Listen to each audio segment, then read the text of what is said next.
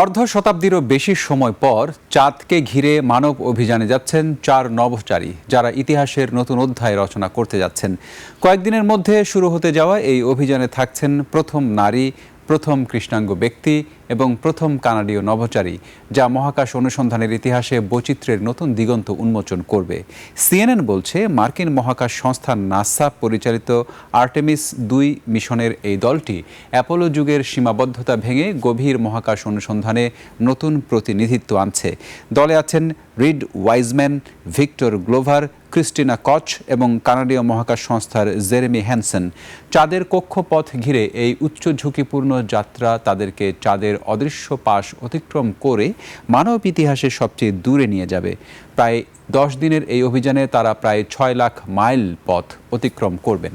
যুক্তরাষ্ট্র, কানাডা ও ইউরোপীয় মহাকাশ সংস্থার যৌথ এই উদ্যোগ নতুন মহাকাশ প্রতিযোগিতায় চীনের সঙ্গে পাল্লা দিচ্ছে।